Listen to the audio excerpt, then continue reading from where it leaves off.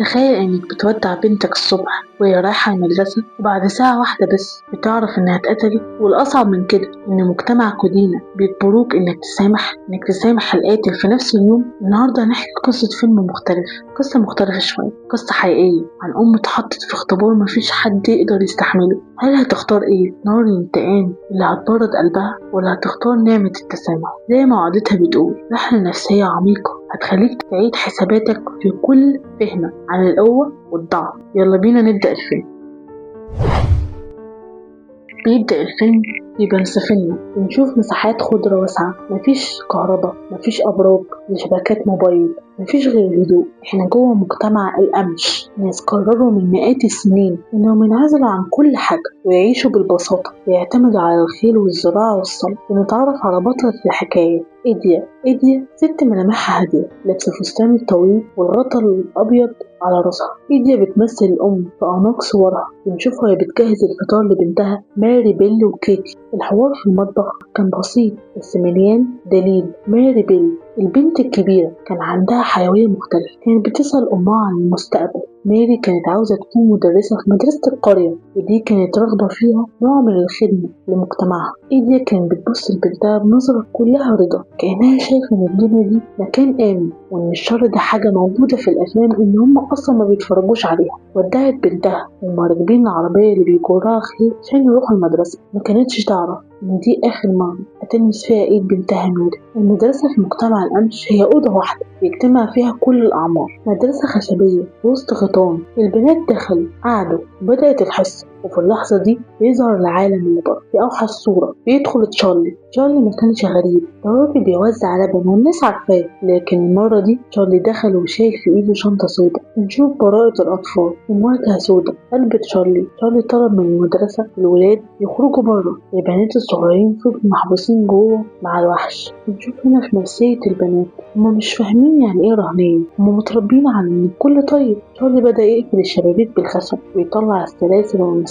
صوت خبط الشاكوش على الخشب كان كأنه مصير بتدق وخلاص. تشارلي كان بيكلم نفسه، كان مهزوز وجواه غضب مكتوم بقاله سنين تجاه ربنا واتجاه العالم. بره المدرسة الخبر بدأ يوصل. إيديا كانت بتغسل الهدوم لما شافت عربيات الشرطة الغريبة داخلة القرية بصراخ، صفارات الإنذار اللي هم مش متعودين عليها. الجيران بدأوا يتجمعوا. إيديا جرت على المدرسة، قلبها كان بينقبض مع كل خطوة. الشرطة حصرت المكان والقناصة طلعوا فوق السطح. إيديا كانت واقفة وسط الستات كلهم لابسين نفس اللبس، كلهم بيصلوا بصوت واطي. في اللحظة دي قامت القمش، مفيش صراخ، مفيش عويل، في إيمان بيختبر لأول مرة في مواجهة رصاص حي. وفجأة سمع صوت الرصاص من جوه الأوضة، صوت ورا التاني، بعدين صمت. الشرطة اقتحمت المكان وبدأوا يخرجوا البنات، بعضهم مصاب وبعضهم جثث. إيديا كانت واقفة عينيها بتدور على ماري. لما المسعف خرج بوش مطفي إيديا فهم ماري ماتت. تشارلي قتل البنت وانتحر. أي مجتمع طبيعي في العالم كان هيملى الدنيا صريخ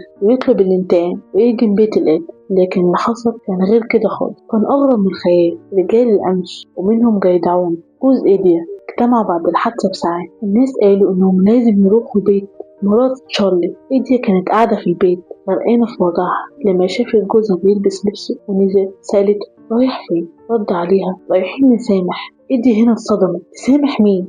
ذبح بنتنا. الحوار بين إيديا وجيدعون في الجزء ده كان عبارة عن صدمة جوه البيت الوحيد. جيدعون بيقول إن التسامح هو اللي هيخلي ماري ترتاح. إيديا شايف إن ده إهانة لدم بنتها. إيديا بدأت تحس إن دينها بيخنقها، إن المجتمع اللي هي فيه بيجبرها تدفن غضبها وهي لسه مش جاهزة. نشوف رجال القمش هما ماشيين في طابور طويل رايحين لبيت إيمي كانت قاعدة مستنية الموت. كانت فاكرة إنهم جايين يحرقوا بيتها. لما فتحت الباب لقيتهم بيقولوا لها احنا جايين نعزيكي في جوزك، واحنا مش شايلين منه حاجة، وانت جزء من جيراننا. المشهد ده كان كفيل انه يخلي الاعلام كله يقف مذهول. المرسلين بتوع القنوات الإخبارية كانوا بيسألوا انتوا ازاي كده؟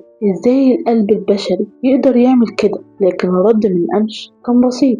بعد ما رجالة القمش رجعوا من زيارة إيمي القرية كلها في حالة هدوء، لكن جوه بيت إيديا كان في بركان. إيديا قاعدة قدام لبس ماري اللي كانت غسلاه قبل الحادثة بيوم، بتمسكه وبتشم ريحته، فجأة بترميه في الأرض. هي مش قادرة تستوعب البرود اللي بيتعامل بيها مجتمعها مع الكارثة. بنشوف مشهد قوي بينهم، بين إيديا وجوزها. إيديا بتصرخ فيه: انتوا بتتعاملوا كأن اللي انكسر ده فخر، دي بنتك يا جدعون، دي بنتك دمها لسه منشفش على أرض المدرسة وانت رايح تطبطب على مراته. جدعون هنا بيمثل الصخرة، بيرد عليها بهدوء: يا إيديا التسامح مش اختيار، ده تكليف. لو ما سامحناش يبقى بنقول لربنا إننا مش واثقين في حكمته. إيديا بقت ترفض أي حاجة، بقت ترفض حتى تشارك في الصلاة. بدأت تحس إن التسامح ده نوع من أنواع الضغط النفسي، مش نابع من قلب. هي عاوزة تصرخ، عاوزة تغضب، عاوزة تنتقم، لكن القوانين اللي حواليها بتسحب منها حقها في الحزن. على الجانب التاني من القرية بنشوف إيمي أرملة القاتل تشارلي. إيمي عايشة في جحيم، جحيم إن جوزها طلع وحش وقتل أطفال، وجحيم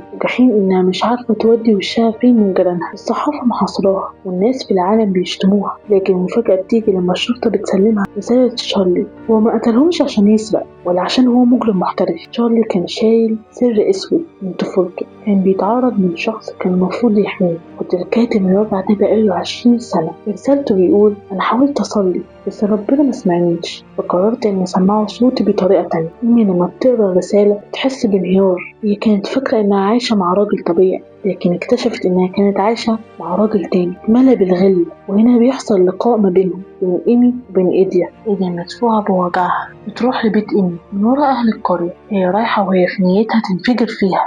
بتدخل البيت، بتبص الأم اللي قاعدة مكسورة. إيديا بتقول لها: جوزك ذبح بنت وهي بتصلي. انتي متخيلة يعني ايه أم تصحى تلاقي بنتها في كفن؟ إيمي مش بتدافع عن جوزها، بالعكس بتدي لإيديا الرسالة وقالت لها: شوفي السواد اللي كان جواه. أنا مش طالبة منك تسامحيني، أنا بطلب منك ترحميني من نظراتك، لأني أنا كمان فقدت كل حاجة. إيديا لما شافت عيال إيمي الصغيرين بيلعبوا في الصالة، شافت فيهم براءة بنتها ماري، شافت إن العيال دول هما كمان ضحايا لتشارلي. هنا بيبدأ التحول الحقيقي عند إيديا. بدأت تفهم إن الكره اللي تشارلي كان شايل هو اللي خلاه وحش، وإنها لو هي فضلت شايلة نفس الكره هتبقى نسخة منه وهتدمر عادتها اللي بايقة. يجي يوم جنازة تشارلي، طبعا العالم والصحافة متوقعين إن محدش هيمشي في الجنازة دي غير مراته، لكن اللي حصل كان غير كده خالص. أهالي البنات الضحايا اللي لسه دافنين عيالهم من يومين طلعوا كلهم واقفين في طابور ورا نعش القاتل في صمت رهيب. مفيش غير صوت خبط على الأرض. هما مش جايين يكرموا القاتل، هما جايين يسندوا إيمي وعيالها، وجايين يثبتوا روح الشر ما خسرتهمش إنسانيته. إيديا كانت واقفة بعيد بتشوف المشهد ده بدموع. في اللحظة دي شافت جوزها وهو بيمسك إيد إيمي وبيقول لها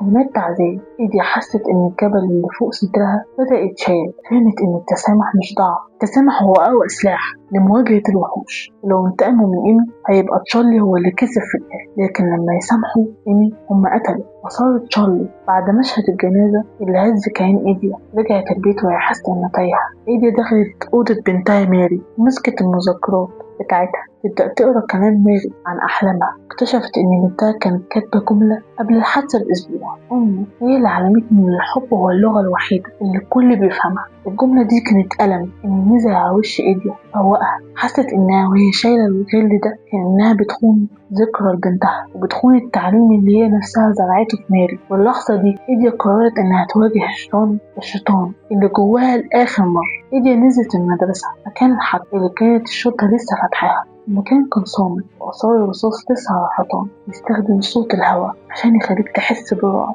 إيديا وقفت في المكان اللي بنتها وقعت، وهي واقفة دخل عليها جايداون جوزها. إيديا بصت له وقالت له بدموع: أنا كنت فاكرة إن التسامح هيخليني أنسى ماري، بس اكتشفت إن الكره هو اللي بيخليني أنساها، لأن الكره ملا قلبي ومخلاش ذكرى حلوة أفتكر بيها. جايداون حضنها. في اللحظة دي الشرخ اللي كان في عيلتهم اتألم. إيديا مقتنعتش بكلام الكبار، إيديا اقتنعت بقلبها.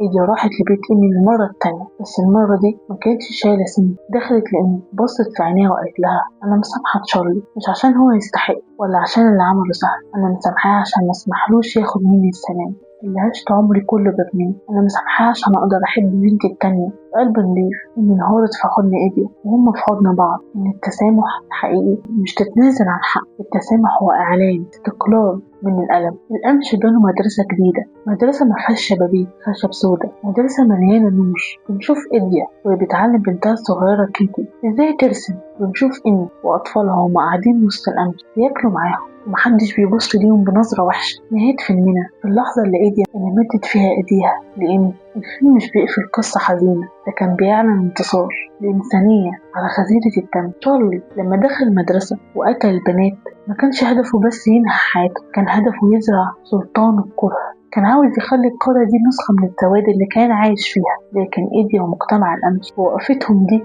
داس على الخطة دي. هم مش نسيوا اللي حصل ولا نسيوا دم بناتهم، لكن رفضوا إنهم يتحولوا لنسخة من القاتل. إيديا في المشهد الأخير وهي بتبص للسماء كانت بتبعت رسالة للعالم كله. الفيلم ده بيقدم لينا روشته لشفاء الروح، بيقول لنا إن التسامح مش هدية بتديها للي غلط فيه، التسامح هو صك بتديه لنفسك. طول ما انت شايل غل من حد، الشخص ده لسه محتاج لك من جوه، لسه بيتحكم في مودك وتفكيرك، لكن لما بتسامح انت بتطرده من العالم الأب. الفيلم ده بيعلمنا ان العدل عند ربنا، لكن الرحمة هي دورنا احنا كبشر على الارض. لو القمش قدروا يسامحوا بدم، احنا عذرنا ايه لما نخاصم بعض بالشهور والسنين على موقف تافه وكبرياء فارغ؟ يا جماعة القصة دي حقيقية، والوجع اللي حكيناه ده حصل فعلا في الواقع زي ما انتوا شايفين. القناة الفترة دي بتمر بمرحلة صعبة والريتش واقع جدا، اليوتيوب ما بيوصلش الفيديوهات دي للناس المهتمة، المحتوى الهادف يكبر بيكم ومعاكم. فلو شايف ان الفيديو ده يستحق يوصل، ساعدني بلايك او اشترك في القناة لو لسه ما اشتركت، فعل الجرس عشان يوصلك كل فيلم جديد.